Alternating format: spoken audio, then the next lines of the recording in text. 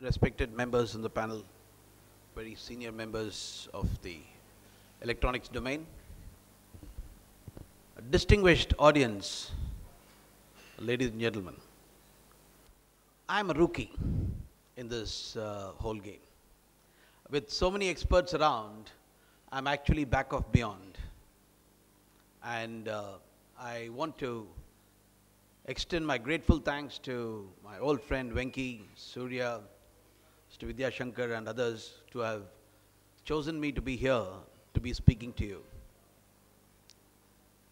Before we go on to the skill development per se, I want to throw a little bit of light on what has been happening in this industry for some time. I want to take a cue from you, sir, Colonel Haridas, with that wonderful question that you posed to the Secretary.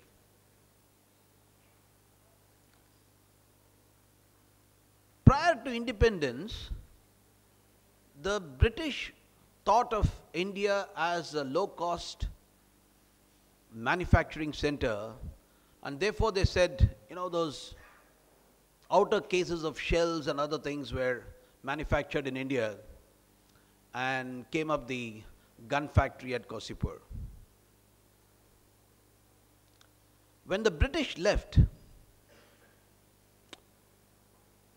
the Nehruvian philosophy of industrial modernization was relying mostly on state-owned enterprises in the strategic sectors, defense included, and the industrial policy of 1956 actually vindicated this position. So we lived with the DPSUs, with the PSUs, the DPSUs for a very long time, till came the year 2001, 2002, when the private sector was involved in defense production. But that was a short step. There was skepticism in the industry. Should we not? And on one side, there was a brain drain that was taking place. On the other side, we did not capitalize on the disintegration of the USSR, where there was a huge skilled workforce available in Ukraine and other places, which all went away to places like Malaysia, Thailand, Singapore, and others. Lack of intelligence, lack of application. The government is squarely to blame for this. We did not capitalize on that. And then we started off with this defense procurement procedures since 2002 and kept refining them, and we have the one in vogue today is the defense procurement procedure of 2013. And the Secretary in the morning was talking about the offsets and the role that the offsets would play in manufacturing sector and in the electronic sector. Alongside, I want to mention that any military platform, be it a tank, an aircraft, you choose a military platform, about 40 to 45% is all about electronics. Strategic electronics plays a very key role in all military platforms. Forget about the new acquisitions. The armed forces, while using traditional platforms, are still very fond of upgrading them with modern electronics. And therefore, we have a situation here where electronics manufacturing, design, testing, all are going to play a very crucial role on one side. And on the other side, I believe it's being neglected. Some lip service is being made here and there, but in real terms, are we encouraging this electronic sector? Are we aware of the nuances that we are going to face as we go forward? Are we prepared for this revolution that Make in India is likely to cause there are many who believe that Make in India is only a slogan. It may not turn into a reality.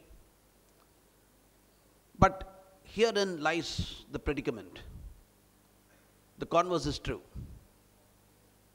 Make in India, made in India, and with all the good beginnings that this government has done, we have set ourselves into an arena where we are going to face challenges and challenges and challenges, and yet we are expected to rise to the occasion every time.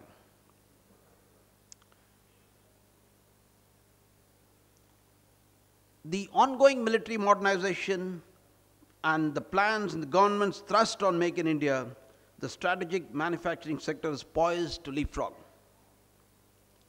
The availability of right skilled resources is a big time challenge, and we're going to talk about that.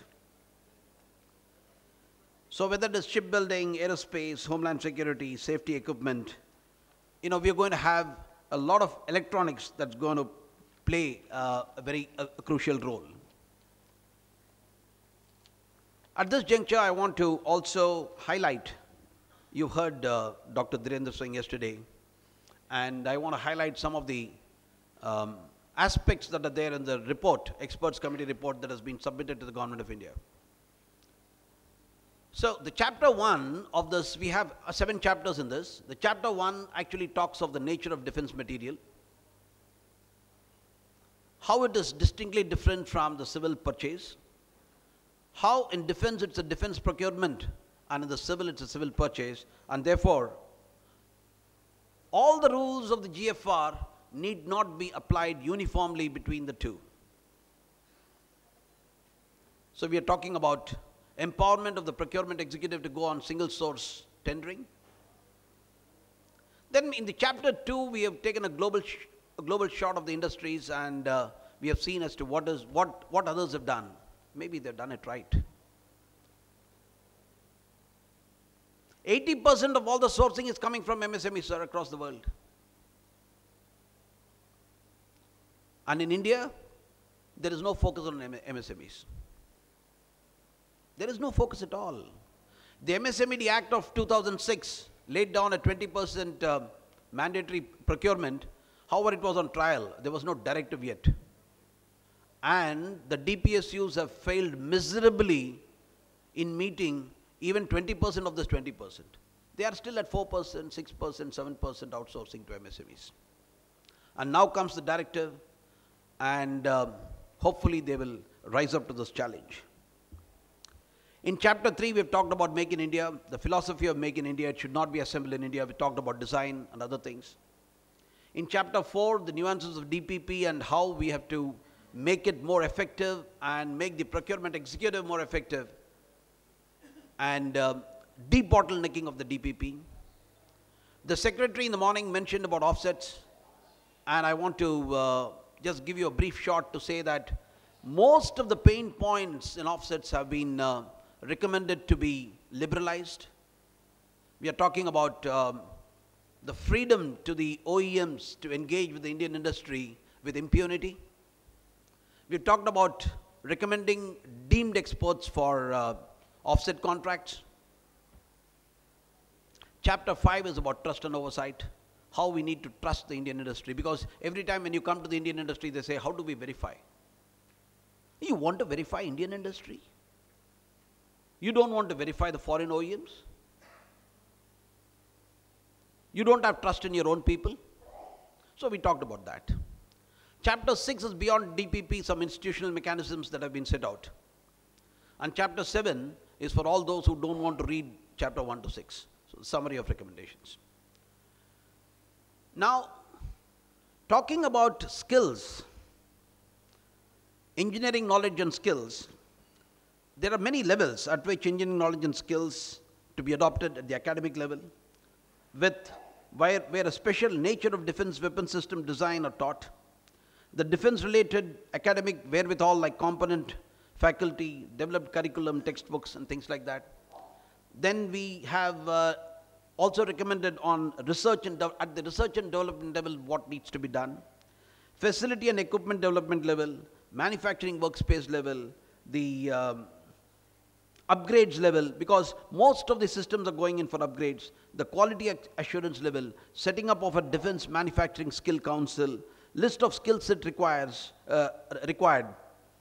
from high-end manufacturing like laser drilling, friction welding, near net shape forging, superplastic forming, precision casting, 3D printing, advanced machining, foundry operations, RF microwave engineering, explosion dynamics, and so on.